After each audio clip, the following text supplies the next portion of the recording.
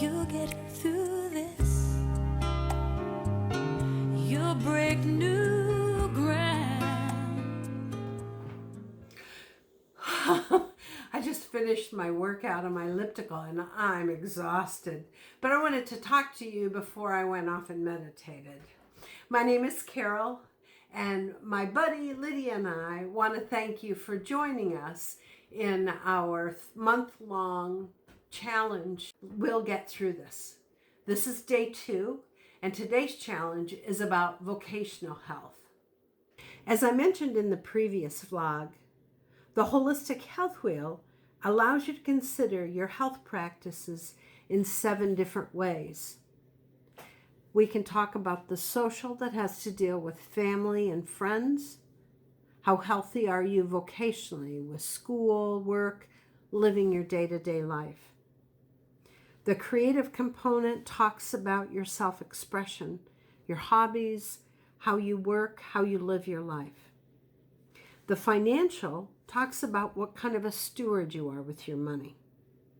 The mental talks about your emotional well-being, your stability. Spiritual is really about your connection with the world. It might be with nature, or it might also be with God. And finally, the physical is about the rest that you get for your body, the nutrition you take in, the exercise, all the things that impact you physically. Some of us will be working at home during this time. Some of us will be taking classes, or maybe you're just trying to imagine what you can do to make today meaningful. Whether it's a volunteer experience you can do online, or finding some purpose in your day. Wow, this is a time of reflection, isn't it? For all of us. What are we supposed to do? Well, my suggestion is we start by becoming more mindful about the choices we make at work, the choices we make at school, or even at home. Start by asking yourself, what really is important to me? What difference do I make in the lives of the people I encounter? What brings me joy in my daily pursuits? Try and journal a couple of sentences about this, and then consider our 2 challenges. Now, I'm going to admit it, I'm a screaming extrovert, so quiet time is really tough for me. But I want you to consider taking some time in quiet meditation, reflection, prayer, whatever suits you. Find a spot and a time of day where you can sit still, no technology, no people, just you alone with your thoughts. Maybe you light a candle, put on some fluffy slippers, or make a nice cup of tea.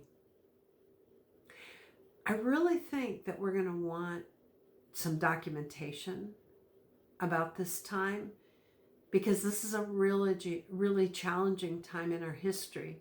So I'm going to suggest you get a journal, or even just some notebook paper, and begin recording your experiences. I have a girlfriend, Ruth, who has started writing a blog, and she simply records what's going on each day, some of her thoughts, some of her experiences, but I want to encourage you to do the same thing. But for our challenge, your goal can be just to reflect on what's your purpose, what's your meaning for today, and deliberate on that particular intention. My meditation is typically about 20 minutes long, but everyone's different, so define what really works best for you. Now, Lydia's challenge, on the other hand, is just to put some intense focus on the positives. She suggests you list 3 positives about your job, your school, or how you're spending time in the course of your day. Now, she acknowledges that this can be really tough for some people, and she said it's been really tough for her in the past. She knows that very well. But she thinks that's a really important thing to start with. What is positive about this time for you? For some people, it might just be you get a good paycheck. For other people, it might be you have a fun coworker. Or for others, the positive might simply be the reassurance that you are right where you're supposed to be. Lydia suggests asking yourself these 3 questions. What changes do you need to make if you're having a hard time coming up with 3 positives? What barriers are in your place?